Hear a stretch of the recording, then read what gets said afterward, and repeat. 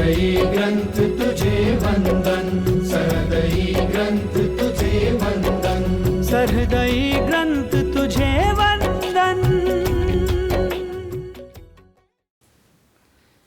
Page number 104। આ વાત પરથી એટલું સ્પષ્ટ થાય છે કે દરેક સાધકને હૃદયમાં પંચ વિષયના ભૂંડા ઘાટ સંકલ્પ વિકલ્પ સ્વરૂપે જે પજવે છે તે તેના સ્વધર્મને લોપવે કરીને महाराज ने बांधी हुई मर्यादा उसको पार कर देते हैं, उसका पालन नहीं करते, मर्यादा से बाहर बढ़ते हैं। इसके कारण ये सारी परेशानी होती है। मर्यादा में रहवे तो कोई परेशानी रहवे नहीं। बीच में भी बताया था, सीता जी ने मर्यादा लोपी तो दुख आया।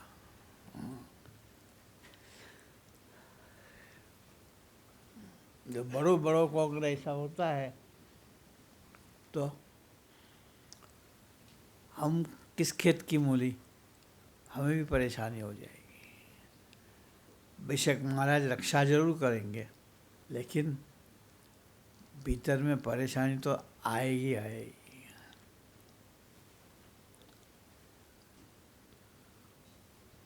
સ્વધર્મને લોપવે કરીને ઇન્દ્રિયો ને અંતઃકરણના પૂર્વેના વ્યવહારે કરીને જ હૃદય આકાશને વિશે पहला तो एक तो स्वधर्म के लोपने के कारण, हाँ, और पहले के ऐसा व्यवहार कर दिया हो, गलत संगत में गए हो, गलत क्रियाएं करी हो, गलत प्रवृत्ति में शामिल हुए हो, गलत सोच में पड़े हो, गलत सोच को एंटरटेन करा हुआ, गलत सोच से मन को एंटरटेन करा हुआ हो, तो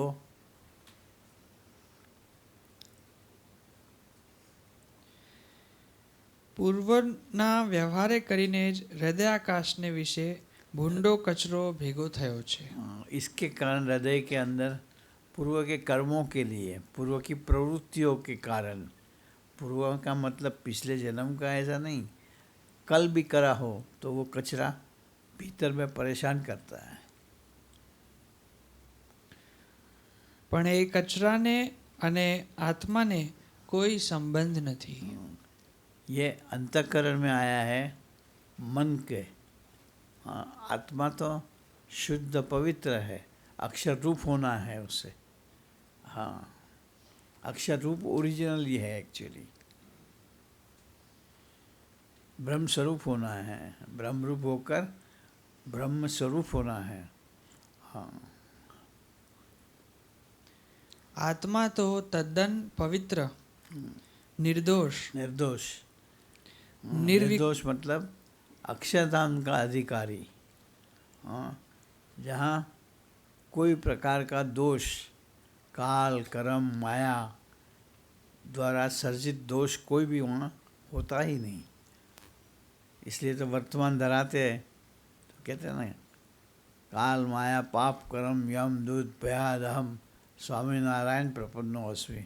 इससे छूटकर हम स्वामीनारायण के शरण में जाते हैं, भगवान के शरण में जाते हैं।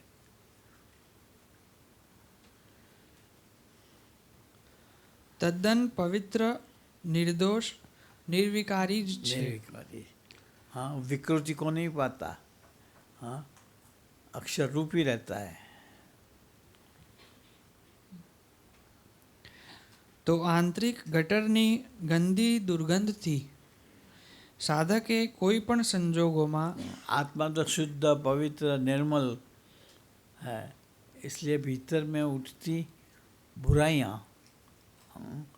गलत सोच और इसका प्रतिभाव जो होता है, उसे डरने की ज़रूरत नहीं है। કોઈ પણ સંજોગોમાં ઉદાસ થવાની જરૂર નથી। વચનામૃત ગઢડા પ્રથમ 8, आठ, મધ્ય 7, मध्य 7, 25, 25, 41, ये वचनामृत में ये बात कहाँ जहाँ जहाँ रेफरेंस दिया है वो बताया है। मध्य 41, मध्य 41, 63 63 प्रमाणे स्वामी जी मध्य 41 पे बहुत जोर देते थे। એ પ્રમાણે સ્વધર્મની સાથોસાથ ભક્તોની સેવામાં રસબસ થઈ જઈશું। ये खाली स्वधर्म कंट्रोल करना, उसके लिए साथों साथ भक्तों की सेवा करेंगे। हाँ, तो भक्तों की सेवा से बल मिलेगा। हाँ, जगत में कितना भी कुछ काम करेंगे, वाह जरूर होगी, लेकिन जीव को कोई बल नहीं मिलेगा। जब भी भक्तों की सेवा करेंगे तो जीव बलवान होगा। भीतर में परेशान करते दोष, उसको टालने का, हटाने का, उसके साथ लड़ाई ले लेने का बल मिलता रहेगा। ये बड़ा फर्क पड़ गया। और ये अपने गुणातीत समाज के अंदर ही संभव है।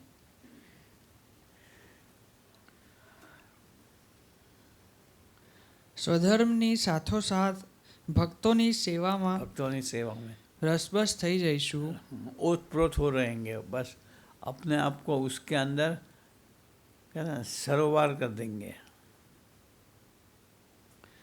તો વહેલા સુખિયા થઈ જવાશે। तो आसानी से सुखी हो जाएंगे और स्पीडीली सुखी हो जाएंगे। અલબત્ત જીવ પ્રાણી માત્રનું જીવન પંચ વિષય છે। क्या? અલબત્ત हाँ, जीव प्राणी मात्र का जीवन, हाँ, पंच विषय है। या तो क्योंकि जीव को मतलब प्राणी को कुछ न कुछ आधार चाहिए। हाँ, भगवान में तो वो रह नहीं सकता, इसलिए फिर पंच विषय तरफ मुड़ जाता है और उसका आधार पे उसकी खुशी में जीता रहता है।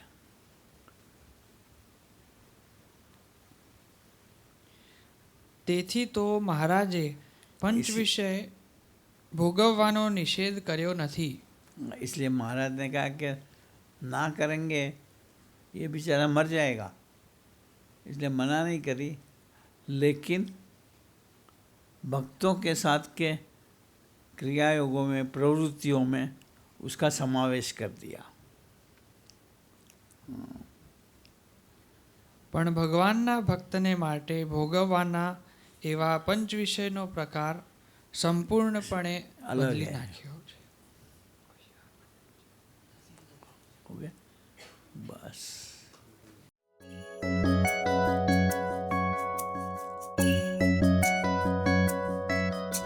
सहृदयी ग्रंथ तुझे वंदन, सहृदयी ग्रंथ तुझे वंदन, सहृदयी ग्रंथ तुझे वंदन।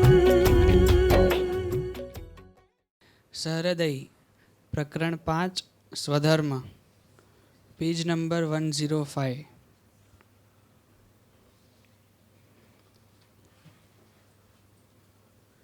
ઇન્દ્રિયો અને અંતઃકરણનું લાલન પાલન પોષણ કોને નહીં ગમે। ये स्वधर्म के बारे स्वामी जी हमेशा खूब जोर देते थे। खास करके अपनी स्त्री पुरुष मर्यादा का, संतों का स्वधर्म, गृहस्थों का स्वधर्म, युवकों का स्वधर्म, हाँ, इस पे स्वामी जी हमेशा जोर देते थे और आग्रह रखते थे कि इस बात को रोज याद करें।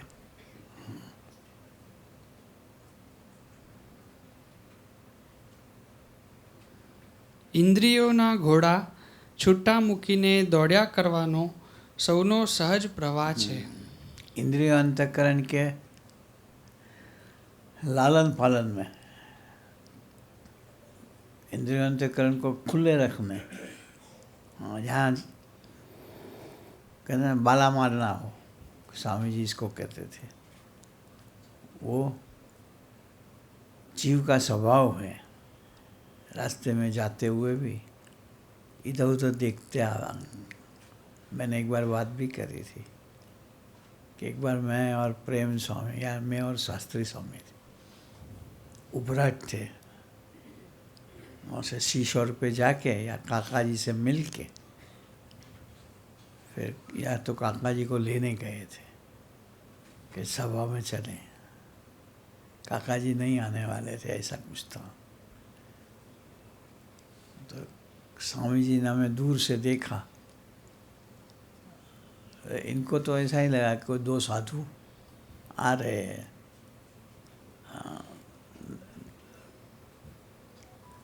बोले क्या इधर उधर बाला मारते हुए आते हो?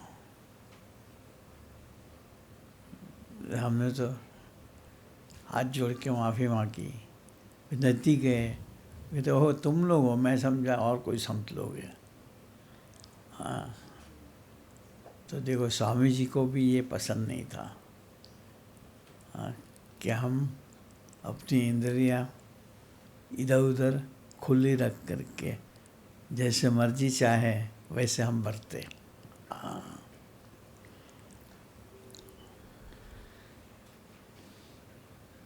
મૂળાક્ષર મૂર્તિ ગુણાતીતાનંદ સ્વામીએ તો સ્વામીની વાતોમાં કહી દીધું स्वामी की बात है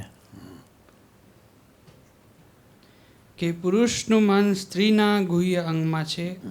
पुरुष का मन स्त्रियों के प्राइवेट पार्ट्स में है, स्त्रियों का मन पुरुषों के पार्ट्स में है, शरीर में है। અને સ્ત્રીનું મન પુરુષના ગુહ્ય અંગમાં છે। આ એક સર્વસામાન્ય વૃત્તિનું અદ્ભુત દર્શન કરાવ્યું છે। वृत्ति का दर्शन है कि स्त्री को हमेशा पुरुष की चाहना रहेगी, अपेक्षा रहेगी, पुरुष को में स्त्री की अपेक्षा रहेगी, चाहना रहेगी। हाँ, एक सर्वसामान्य बात है, सिद्धांत है वो। પણ સાથે જ શ્રીજી મહારાજે વચનામૃત ગઢડા પ્રથમ 54માં કહ્યું છે। महाराज ने लेकिन वचनामृत प्रथम 54 में बताया है, જેને પરમેશ્વરના વચનનો ખટકો રહે છે। हाँ, परमेश्वर की कही बात पे नज़र रहती है, चाव रहता है कि स्वामी ने जो हमें बात करी है, महाराज ने उसको पकड़ के ही जीवन जीना है। हाँ, ऐसी दृढ़ता रहती है। અને નાનું મોટું વચન લૂપી શકે નહીં। छोटा या बड़ा, कि स्वामी मुझे, महाराज ने हमें जो जो वचनामृत में वचन कहा है, आज्ञा करी है, या प्रगट संत भी हमें जो कुछ आज्ञा करे, छोटी या बड़ी, उससे आगे पीछे हमें नहीं जाना है। ऐसी जिसको लगन रहे, એવી રીતનો જેનો સ્વભાવ હોય, ऐसा जिसका स्वभाव हो, તેને ગમે તેવો આપતકાળ આવે, इसको चाहे कैसे भी विपरीत परिस्थिति आ जावे, हाँ, कहीं भी रहना पहुँचा पड़े, यमनों के देश में भी, मानो फॉरेन में भी रहना हुए, हाँ, जैसे दिनकर पे रहते हैं, તોય પણ એ ધર્મ થકી પડે જ નહીં। हाँ, तब भी वो धर्म से गिरे नहीं, विचलित ना हो, अपने धर्म में दृढ़ रहे, अपने नियम मर्यादा में दृढ़ रहे। માટે જેને વચનમાં દૃઢતા છે, इस तरह जिसे वचन में दृढ़ता है कि मुझे तनिक भी विचलित नहीं होना है, ऐसा जिसका ठहराव हो, તેનો જ ધર્મ દૃઢ રહે। उसका ही धर्म दृढ़ रहता है, वरना वो धर्म से च्युत हो जावे, स्वधर्म से च्युत हो जावे। અને તેનો જ સત્સંગ પણ દૃઢ રહે। और सत्संग भी उसे ही कहता है कि सत्संग के धर्मों की मर्यादा में जो रहे, हाँ, वही सत्संगी है। हाँ, આમ દ્રઢ સ્વધર્મ તે અગત્યનું અંગ છે. ये अगत्यनु अंग है। इसलिए स्वधर्म में दृढ़ता से रहना वो अनिवार्य, हाँ, जरूरी अंग है, इम्पोर्टेंट, प्रमुख अंग है। સ્વધર્મની દ્રઢતા વગરનું જીવન તે સુકાની વગરની નાવ જેવું છે. स्वधर्म के बिना एरे गेरे जैसे कोई जीवन जीता हो, मतलब उसका जैसे समुद्र नाव हो, उसको वो क्या कहते हैं, सुकान ना हो, ऐसी नाव कब किस तरफ किस दिशा में चल जावे या भंवर के अंदर डूब जावे पता नहीं लगता। इस तरह जिसका स्वधर्म दृढ़ ना हो, हाँ, इधर उधर वृत्तियों से खुद बेकार गया रहता हो, वो सत्संग से कब हट जावे, कब डूब जावे, इसकी कोई गारंटी नहीं। नहीं चाहिए। માટે મહારાજને રાજી કરવા મંડેલા. हम सब इसलिए निकले हुए हैं, भगवान स्वामीनारायण को और गुरु परंपरा के संतों को, भगवत स्वरूप संतों को राजी करने के निकले हुए हैं। ये सब अपने लिए बातें हैं, चाहे वो संत लोग हो, बहनें हो, युवकों हो या गृहस्थ हो।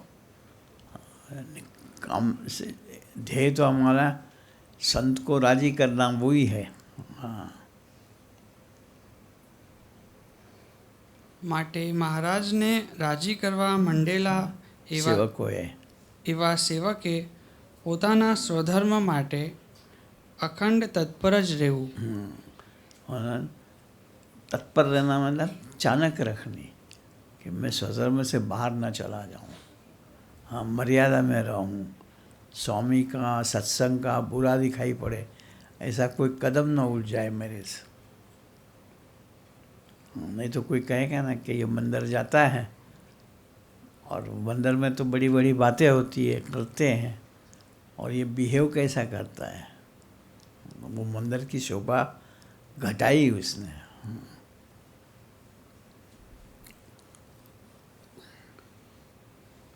જેથી પ્રસન્નતા મળતા જીવ સુખ્યો થઈ જશે. हाँ, लेकिन जो मर्यादा में रहे, मंदिर की शोभा बढ़ावे, जिससे भगवत स्वरूप संत की प्रसन्नता मिले और संत राजी हो जावे, जीव सुखी हो जावे। जीव सुखी क्या हो जावे, उससे कोई दोष परेशान नहीं कर पाए, हाँ, अक्षर रूप होने की राह पे चलने लग जाए, आखिरकार ब्रह्म स्वरूप होके अन्यों को भी इसी राह पे ले आवे। बस।